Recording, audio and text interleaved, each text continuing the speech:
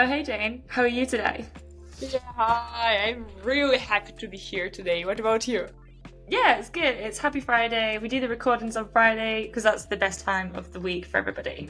Now, we'll jump straight in. The question that I always ask everybody is, how do you like your coffee in the morning? Ooh, oh my god.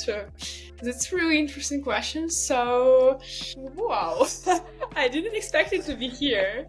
So it was really nice. And I have a question to you. How this question appeared in your head, and when was the first time you had it? Okay, the first time it's been flipped on me. Well, for me, you always, because if we're going to dive into the details of the podcast, you're my guest. You're on my show, and I want you to have a great time today. That's what we're really here for. We want to really get stuck into the details, get really creative with your subject, and you've got to be calm and you've got to be chill about that. And one thing that everybody has an opinion on, and I think there's a little bit of my British side of me as well, is how you take your coffee and how you take your tea. Wow. And it's a question that you can confidently answer, whether you drink it or not, how you take it, how you like it. Coffee is such a big thing in the business world. So now we're talking about it. We're talking about a subject that you feel great, you feel confident, and I'm going to make sure that you feel very welcome to have whatever answer you wanted. Oh, I was expecting something to be hidden here from marketing side. So I'm really big lover of specialty coffee, and I have my personal list of more than 30 places here in London with specialty coffee. And usually in the morning, I just take a break. I start reading some of the newsletters right ahead to my work, so all related to my thing. I wouldn't impress you too much with any philosophical topics, but yeah, usually when I start drinking my coffee, I just understand that, okay, today I will have 5 meetings in a row, let's say, or I'm focusing on some strategic thing. So for me, it's more time for taking a deep breath and focus on what matters today and where I have to put my focus on. I mean, I think this is a beautiful segue into what it is that you do and why, the other next question, because for me that sounds right. It sounds like you really start your morning and methodically think about how can I get the most out of my day, how can I get be my best. So if you want to just introduce yourself, what it is that you do, and why do you do it? So I'm Jane. I'm a fractional CEO, and usually people associate this with only a consulting thing, but I would say that my role for founders usually is more even about energy, because operations directors usually bring energy to company, and that's what I do besides adding all these innovations and adding order instead of chaos. So I adore this process of switching the perspective of founders when they think they will die in operations and that they will never again focus on a product, or some of them on marketing, and I just give them all the instruments that they can do what they love, but I will be doing the operations and all the automations thing. As we said, not only does the coffee help you plan and organize and make sure your day is getting as most efficiency and maximized, you're helping owners across their business to maximize their efficiency across their systems. Yeah. I love that you said you take the chaos and you put some order in it, so going into leaning into that, what does chaos in a business look like? Okay, so many questions for me to think today about. Usually it depends, so chaos can be different. And for some founders in big companies, big companies, I'm speaking right now about startups, because mostly I work with startups. So when they have, let's say, 100 people or 200, they have a chaos in all this presence of documents and standards and bureaucratic stuff, and it's also about chaos. So for them, let's say, I help to make the structure in the structure things. It sounds a little bit surrealistic how to make structure inside the structure, but that's what usually they need. They need to take a step back from all these bureaucratic things and have a look again at all the processes and what's going on there. If we speak about smaller startups, it's about daily, manual, mundane work where founders have to pay invoices, they have to work with the payroll, they have to understand who is on board and how to onboard people. They are doing this during daily meetings. They are having 10 meetings because they don't know who does what, where is the task tracker, what is the system of management we have, where are our standards, what's going on. And the biggest issue of this chaos is that founders want to do a product. Sometimes they want to do marketing or sales, but they cannot do that because they are just, living day after day doing all these things which I just mentioned. And that's, I suppose, the biggest problem, that they are burned because of this operation stuff. So what I'm hearing is they are trying to do everything. Or they've got this ambition to try and do everything, and it's really simply not possible when you're trying to grow a business. And it sounds like, because you gave two great examples there, one for the smaller business where the owner does wear so many multiple hats, and then the slightly large business that there are different challenges depending on what size you are and how you then implement it. Let's go to the slightly bigger business first off. I'd like to dig in there for a sec. So you mentioned a structure inside of a structure.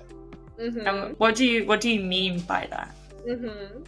Companies, let's say scale-ups, they may have troubles of having instructions on instructions, or documents, how to deal with documents, or analytics, or documents on how to work with analytics, etc. And that's what I mostly hear from those founders, that that there is a lack of creativity inside their companies because they have instructions on everything, and they are usually thinking for a solution on how to make this big company work with at least some standards, but how to avoid this too much of bureaucratic stuff. So they don't know how to combine innovations simultaneously with making everything work according to a system, and that's the challenge they usually face. So that's, as you mentioned, totally different problem in comparison with small startups. So that's about absolutely inside structure. Because I'll summarize it for a small business way. So you'll have the owner who will be very, very. If let's say you have an owner who's very technically good at something, they'll know exactly what that needs to be done to what standard to get the output of anything in the business. Now, I live in the marketing world, so it might be how to produce a YouTube video, or how to produce or build a SaaS product. They know exactly what steps to be taken, and the challenge is always communicating those steps to the team member so they follow them to standard to get that same output. But what we're talking about here is, if there is so much rigidity around those standards, how do you allow for the team member to bring new ideas on? A, I think we can do this better. Or two, have we ever thought about this as a new concept? Or, three, just really out of the box ideas of that's reactive to the market, because the market might have changed since the owner kind of started doing that process. Yes. And because of this, usually I try to implement some of the systems of sharing feedback, how to bring processes on how to bring innovations, how to share your feedback on certain processes, because startups on earlier stages, they don't need this because they just communicate at their meetings, etc. But when we have 100, 200 people, it's getting harder. And when I say to a founder, like, we need a process of sharing the feedback, they look at me and say, like, sharing feedback, a system on that? Doesn't it work organically inside our company? And I'm saying, no, you are not people anymore. No, exactly. The further the founder gets detached from the daily operations, the harder it is for those details to rise to the top. So it might get, because it's very easy that it might get communicated into the small team, let's call it a silo, but then getting that silo to the top team is then a different challenge. Now, the classic example that has always been used for years and years was Innocent's Smoothies. They started off as a 3-man company with all of these ideas to change and innovate different ways. And one thing that they've always been hailed for was the getting those detailed ideas from anybody in the company and getting it to the top and making things happen. So the classic example was, do you know Innocent Smoothies' little knitted hat campaign that they do on all of their bottles now for charity? That came from like an intern apprentice in that organisation. That was that idea that came literally from the bottom. And this is when they were a fairly substantial business. I think they were already up to a few 100,000 at this point, at this point. When that idea came to fruition. And it's one of my favourite case studies about how, like you said, if you've got your operations done right, I'm sure they're not perfect, these great ideas, which now that they do it every year, they're known for it, it's like a thing for them, they use it across all of their marketing. I bet it's a substantial part of their business now. Yeah, wow, that's a really interesting case. Cool. So going to then, really looking at these businesses, we've spoken a little bit about the challenges that they can face, but I want to just dig into the symptoms a little bit more, because it might be I'm just putting the scenario out here. You could be a business where, things are running, things are growing, lots of things. There's lots of tasks that need to be done on a daily basis. But what's a symptom that they could be better? I just today had a talk with one of my companies. They work in IT services, and we were speaking about some of these, as you mentioned, symptoms, because they already have really great project management for their company, but the thing is that they don't have time for proper analytics, and they don't pay too much attention onto details. And that's the biggest trap, I believe, for good companies to become better. Sometimes I see clients who believe that they are already so good because their processes were good, but if you go into details and you ask them, okay, what is the gross profit margin of every project you have, if it's a service business, or what is the customer acquisition cost for every marketing source they have, let's say, and they have no idea what's the sums there. So the one aspect where companies usually have a gap is the analytics thing. They have processes, but they don't analyze them. They don't have this time. They go, they are so fast in their development, but if they have a better look on those data and numbers, they would understand that maybe they don't need to run that fast.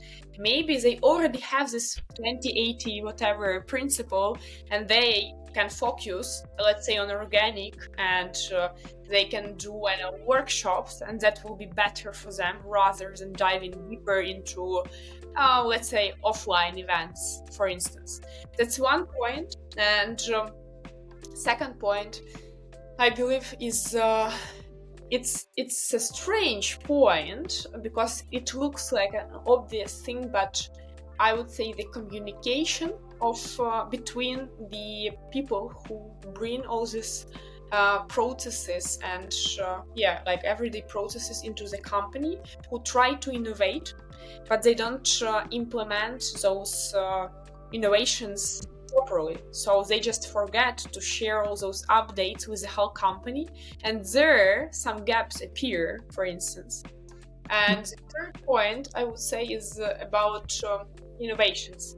Companies also can be really good with existing processes, but if they don't take all of the market, if they don't read all those newspapers and newsletters with their coffee, like I'm joking, but that's a real thing. I saw a lot of clients who were good in some of the product development, and then they just neglect the idea of IT, and they are already far behind all those companies who are good with AI.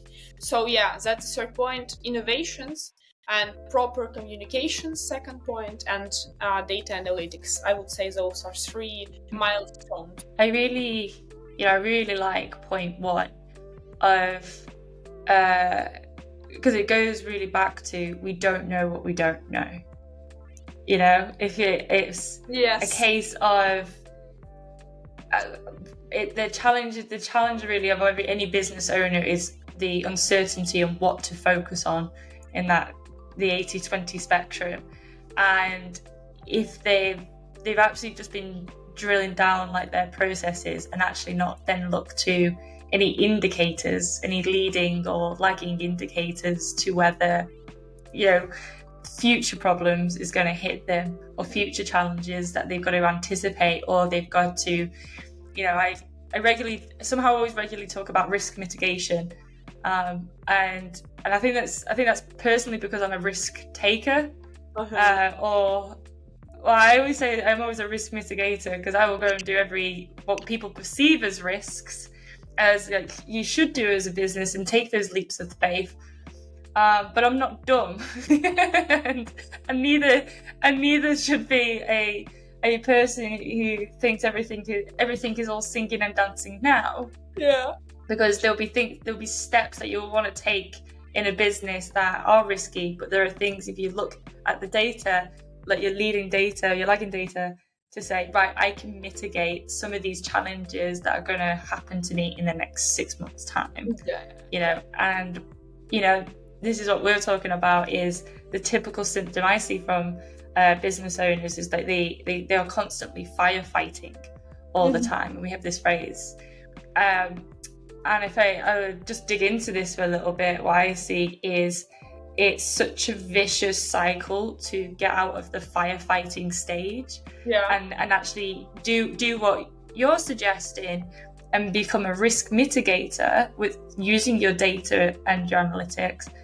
And because this comes from a far more innate evolutionary standpoint, as humans, we love to put out the fires because it gives us a dopamine and an adrenaline rush when we put out those fires.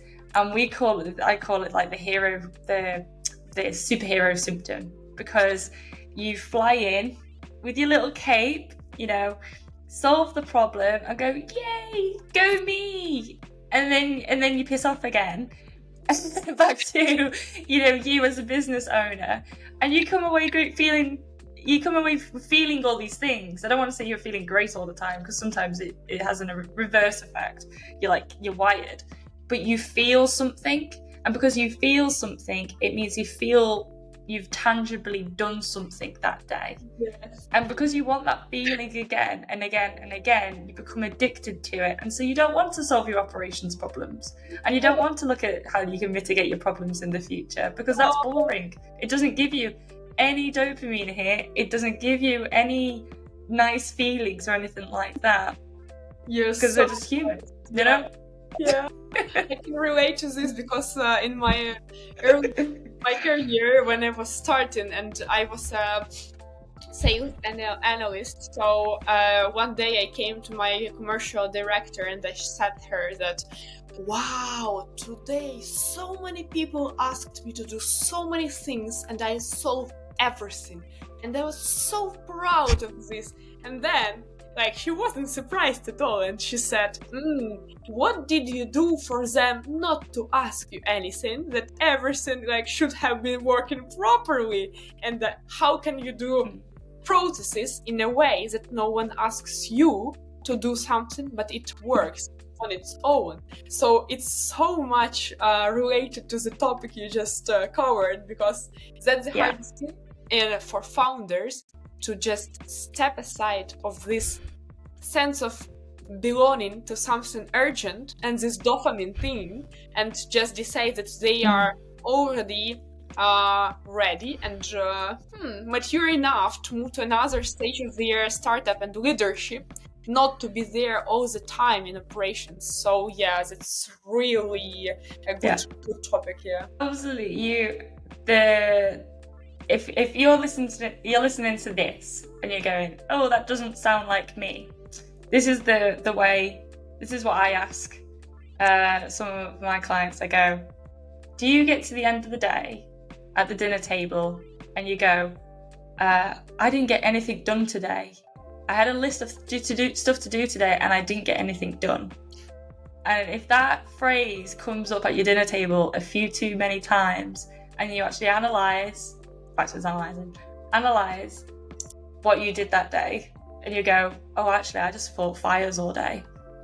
Yeah, this is where it would be like, okay, you need to go and call Jane. Yeah, Jane's the one that's actually going to have to solve these fires for you. You know, you don't have to solve these fires yourself. You can get somebody else to do this, and you can get some dopamine hit from something else.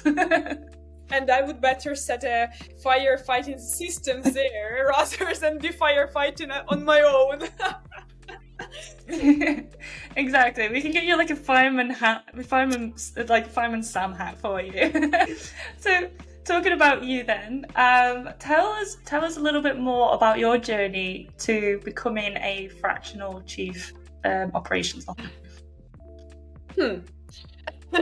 So to be honest, I hadn't been thinking about this up before this, 2023 September.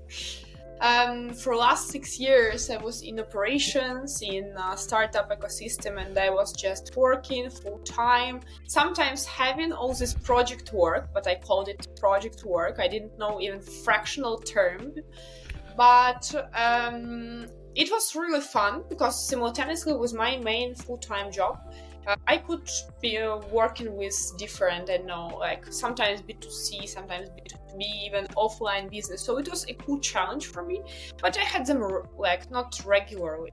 And I decided to quit in September, I suppose. And back then, I didn't expect me to be like a fractional, or even I didn't want me to relate with operations. I just wanted to have a break. But the interesting thing appeared there is that in September, a client, my friend, referred me to a potential client, and he agreed to work with me on a project basis. And then I started discovering this fractional thing, and I understood that it really works here, especially in UK. It also works in US, I know. So I started doing crazy things. I was discovering my product market fit, because it appears that for a service you also need a product market fit, like a service market fit, because it was so hard. Before I was usually referred, but when I needed to tell people what I do, what is the action plan, why I'm selling myself on a subscription basis, like operations person who usually does operations is an outsourced person. So it was quite a long way back then. I had 100 calls in 1 month. Most of them were not my ICP, but it allowed me to understand who my ICP is, so it still paid it back. So starting from that moment, I joined different fractionals communities. I started discovering this topic, how usual fractional works, so that it can be on a subscription. What is the marketing for this direction? Because it also appears to be quite different from, let's say, like full-time or when you're just an outsourced person. And last 6 months is, wow, half a year. I just realized this. I'm already in this. I already have my Ops Lab studio, so I started even hiring some freelance people who can help me. So I already have 6 clients with whom I work like a fractional CEO, and it's quite an interesting journey because every client is so different. Some people need just automations because they are already at some stage of their processes.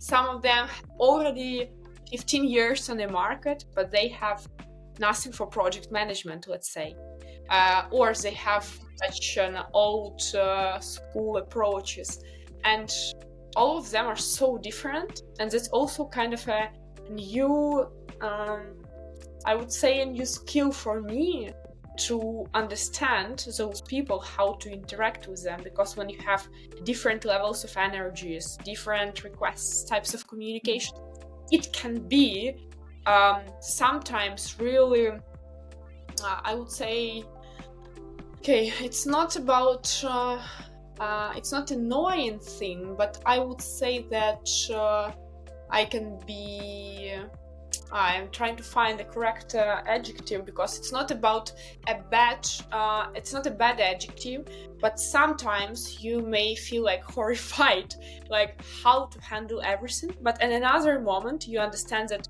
okay, everyone is pretty happy, you're providing them with good results. So that's what you wanted, basically. And yeah, being fractional is an interesting journey. I bet, fractional, for people who don't know, is a term that's only really been around for 18 months, and it has definitely exploded.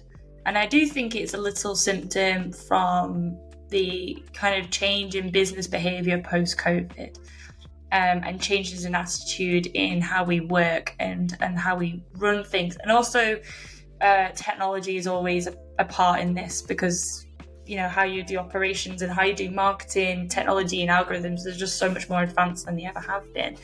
And what it does, and I really like that you've brought out the difference between the consulting and fractional as well, because that does get a little bit, I noticed that a little bit of a narrative at the moment, that there's like an element of confusion. And this is, do correct me if I'm wrong, but this is my definition of it as a fractional CMO, coming on the marketing end of the spectrum, is you've got the strategy, you've got the consultancy. From my end, it is a little bit less on the implementation side of things, but it's far more on the project management side of things. And for companies who say they've only got a marketing team of 4 people, for example, 4 or 5 people, you really don't need a marketing director to be running that 5 to 10 million turnover business. But you do, at that size of business, you do need somebody senior enough to lead the way and assure quality control, to show vision, direction, focus. And if you're, as a business owner, you're not got a marketing background, you might have an operations background. You're having to learn 10, 15 years worth of experience and input it into your team, and your team won't be as senior enough to be able, they just won't have the confidence and capabilities to lead forward and drive forward. And the other, I'm just going to touch a little bit on the implementation side. Sometimes we've got to go in and fix stuff, that's how I like to explain it. Because they would have, for FCMOs, pretenders have worked in it long enough that what might take the delivery person like an hour to do, it might take them 10 minutes to do. And that's why sometimes you just need that more get involved kind of arm, but you don't need that all the time, because then, like you said, that's just detrimental to the operations and the growth and people's confidence. Yes. So it's very, very much this hybrid approach to everything. And I'm sure it is slightly different with operations, because you've got to get everything, you've got to kind of sort the chaos first, and then you've got to work on like, how does the new daily look? It might be it's broken down a little bit differently. But you are totally right on the thing that sometimes my clients perceive my work, like a potential work, that, you will be just telling us what to do and that's it, and you will never touch anything from our files. And I'd say like, no, but who will do all the automation? Who will set up a new program for you? So I can relate to your marketing experience also in this direction. But sometimes you have to be there. Yeah, well, exactly, because it's like, for me, I can't remember how I discovered it. I think I was sat on a beach. I'm not gonna lie. When I was still traveling, and I think it was that need that screamed out to me. Was somebody was like, "Oh, you're gonna tell me what to do, but I'm already working 50, 60 hours. I need somebody to actually implement it all."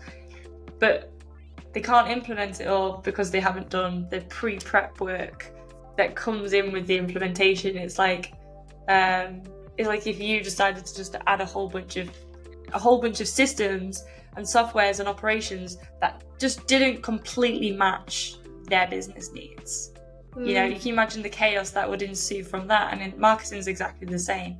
You just add a whole bunch of stuff, implementation, marketing, into their business that didn't match any of their needs or any of their business strategy or marketing strategy. Chaos will ensue, and you just won't get the results. And this is what I like about the fractional, is it allows us to do all that pre-work that in the long run just massively scales a business so more efficiently and focused. And I'm going to say enjoyably as well, fun. The caption of this podcast is literally, growing a business should be fun. It is fun.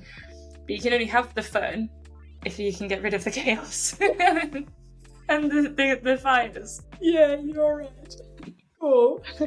Amazing. Very last question, and we're to close off today. But what does, for your business or even for your clients, what does success look like to you? I should take my notepad afterwards and write all my thoughts after our interview for all the posts. Pretty interesting. Okay, the first thing it is that my sense of success would be totally different from every client I have. And if we speak about the success as I see it, it's interesting that I believe for every stage of our development, internal development, we have different meaning of success for sure. So even a year ago, I would have totally different terminology for this. But right now, I would say that success is how to help the bigger number of clients with having a really small team, but still providing the best service and best result I can. And it's really deeply tied to what I do, because I'm involved in automations. And if I cannot automate and make my work that efficient and automated part of it, how can I do this for my clients? And right now, the challenge I have is how to manage simultaneously 8 clients, 2 of which are really big, and saving the same results for them, saving this really balance for me in my life, not just like dying and working days and nights. So success is to see how my, for now, 8 clients are happy with results, they are prospering with their automations, with their systems, and seeing me having, besides work, some life and some spare time and my hobbies. So it's kind of a mix. I cannot say that for me success is only a work related. So that's about it. Yeah. I know we didn't get a chance to touch on it today, but you're a keen basketball player, and I'm always, it's definitely another day. But I'm always fascinated with sports people who go into entrepreneurship and business, because there's so many parallels. If you've done any kind of sports and really stuck at it for years and years and years, then you'll be absolutely fine in business. That is always my conclusion. And that's a separate topic, because you are the first person who who decided to speak on this topic. And when I was snowboarding a year ago, it was this year, sorry, it was in 2024, doesn't matter, but I started thinking that, wow, snowboarding is that hard. So if everyone around me is snowboarding that good, probably they are so persistent that they will be so good in doing business. So that's interesting that you just stopped on this point. Cool. It's absolutely true. And there's, honestly, it is another day. But finally, very last question. If you had somebody who's going to spend £100 with you, what would they be able to get that would add a ton of value to their lives? I suppose that I need to hear your question again, because please. So is there something that you sell or something that you do there which is around £100? Yep. That would give them a ton of value in their lives? It would be even cheaper, I suppose. Just 2 or 3 hours of the time of a client, and my just one advice how to do that, and my short instruction. It's interesting, but it's an onboarding. Sorry, it's operations related. But but it's onboarding. Just usually founders estimate what they can do during 3. I have sharing it. People can just do on it will be saving days for founders onboarding their. Absolutely, because if it's they don't know what they don't know, and just being able to do that kind of audit and onboarding for their growing business, that would save I could list out how many headaches it would solve, and how much of I come from everything that's like an experience, a user experience point of view. You start a new company and you have a great experience in your first week, exactly what you're doing, everything is really clear, you understand it, people are friendly, that's gonna really leave a lasting impression on you as a team worker, where you want to then work hard, your productivity goes up, and it's a snowball effect, a momentum effect of all the good stuff that can happen into your business. I think that is $100. That's some well worth investment people can get. Yeah, correct. Awesome. Well, thank you so much for your time today, Jane. It's been an absolute pleasure. It's really fun to get into these details, and I hope you have a great weekend. Yeah, thank you so much for your time and your amazing questions.